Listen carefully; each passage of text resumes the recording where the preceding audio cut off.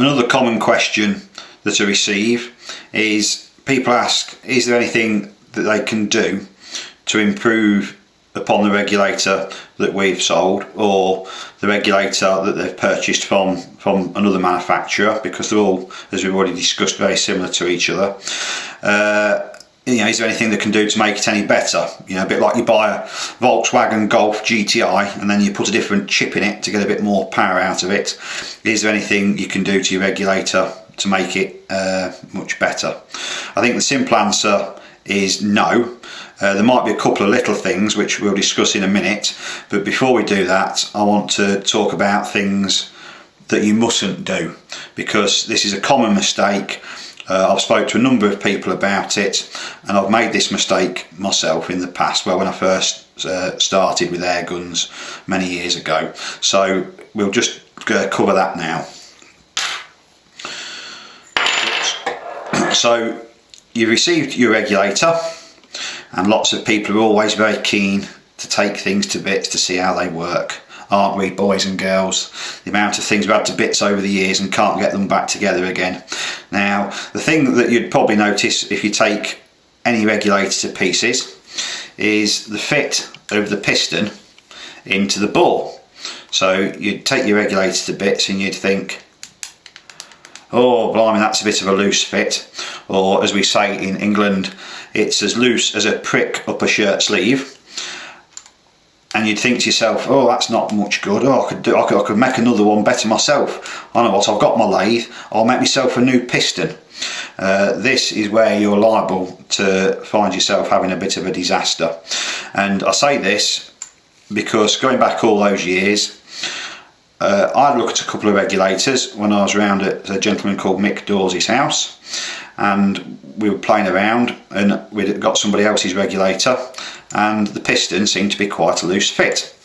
And so when I came home and thought I'd make my own, I thought, I know what we'll do, we'll make it really, really good, polished and honed so it fits perfectly.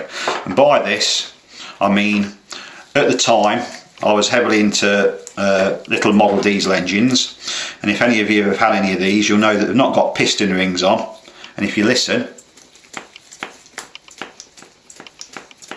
that pop is the compression, and you can see the propeller twanging round.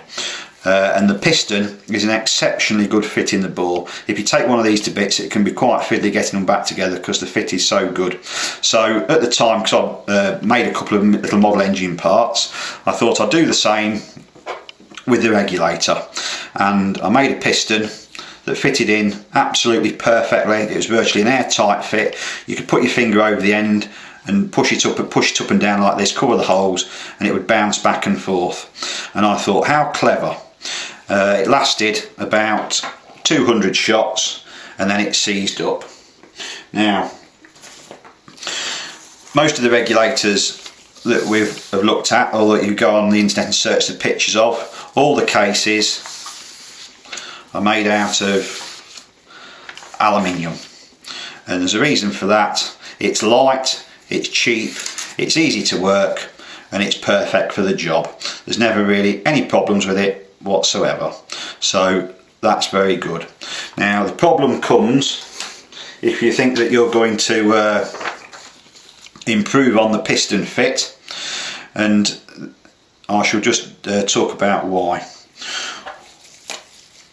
When the O-rings around your piston and it goes up and down, obviously once it's under pressure it stops being round and it ends up being fairly square, and the force upon the O-ring isn't just pressing the piston backwards, it is also pressing the piston out into the bore as well. You know, it's quite a large sideways force.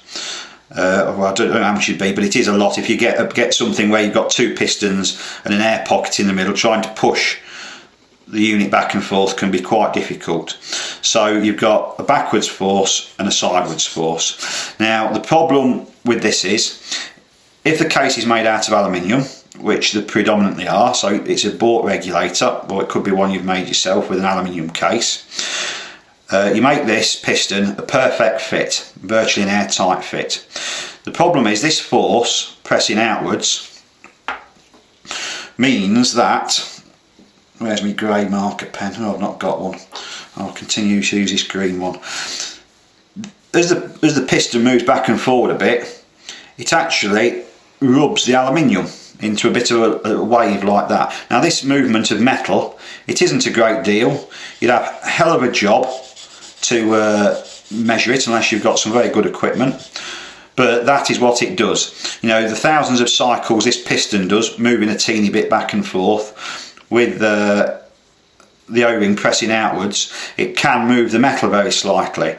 So if you've made a piston which is an absolutely perfect fit into the bore, you could soon find, or over a length of time, that with this very slight movement of the aluminium, your piston will seize absolutely solid. And if it doesn't affect it at that particular moment in time, you could find that when you actually come to take the regulator to bits to service it, that your piston gets to about here and then it's jammed solid. Getting it out after that can just about be an impossibility. If you've done this already and had this problem, you won't be the first. I did it. I spoke to Mick Dawes at the time about it, and he said, oh, I've done that as well. And some years later, I spoke to a gentleman, Nick Murphy, who you might know off the FT circuit, and I think he'd also had a similar occurrence when he'd started building regulators. So there does need to be a tolerance between your piston and your aluminium body case. If you're making the body case in steel or bronze, you know, it isn't going to be so much of the case, and you can make a slightly better fitting piston if you wish. But with the aluminium ones, please be careful. To the other extreme, some people might tell you that, oh, you need to have the piston very loose. There has been a problem in the past with a certain manufacturers' regulators in the fact that they were failing on a fairly regular basis. This was not someone such as ourselves, but an actual big named brand of airgun manufacturer, and the piston was quite small, and over a length of time the rubber O-ring extruded under the force down between the piston and the bore aluminium case wall, and that also caused serious mechanical failure of the regulator. Sticking on about the regulators and the pistons, if we move this down here, to do with the knife edge in many of the regulators, I think the tendency would be, one, if you're making your own, don't make it too blunt, because it'll need more force to seal it against the seat. The ones on most of the regulators, I think this angle on either side is going to be, I'm going to write this upside down. No, that's back to front, isn't it? It's going to be about 60. It's going to be about 60 degrees, and on the end of that, you're going to need to make sure that you maintain a very small flat. I think looking at this picture, that flat's about 0.15 millimeters. I say that because the temptation again is for you to think, oh, I'll make the knife edge as sharp as you possibly can, and that'll cut off quicker. The problem with that is, if you ever had a go at making your own knives or sharpening them, if you make the edge too thin, you're going to end up with a very brittle edge which will break quite easily, and then you're going to end up with bits of brass buried into your valve seat. The regulator won't work properly, and then trying to clean the brass fragments out of the valve seat could be quite difficult. So please avoid the temptation to make yourself a new piston that's a very good fit, and also don't go over sharpening your knife edge face on the piston either, otherwise both could lead to disaster. When you say what could you do to it, there isn't a very great deal. On the back here, if you've got the regulator installed and you've set it at the working pressure that you're happy with, and you're quite content that you're not going to alter it, so say this one's set at about 80 bar, as you can see there is some surplus metal around the back here. So if you've got a regulator where you're not going to need to put a tool in for a forward extraction out of the reservoir, then you could always put it in your lathe and just skim that bit of metal off just to give you a teeny bit more reservoir space. And the same with this outer diameter. You could remove about probably 1.5 millimeters off the OD just to give you a little bit more air space. For Christ's sake, don't go cutting into here, because that contains the spring, and the wall is quite thick, but it's not, you know, endlessly thick. And as you know, these springs are as hard as hell, so there's a lot of force going on in here. So don't go thinking to yourself, oh, I'll skim 2 mil off this bit for a bit of extra air space, because you could find yourself leading to disaster.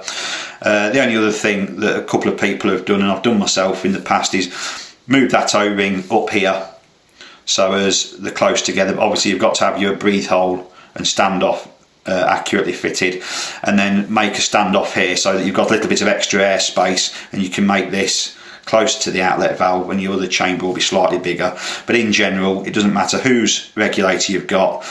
I'd greatly avoid the temptation to go drilling, screwing, lathing and doing anything else to it if it's working okay.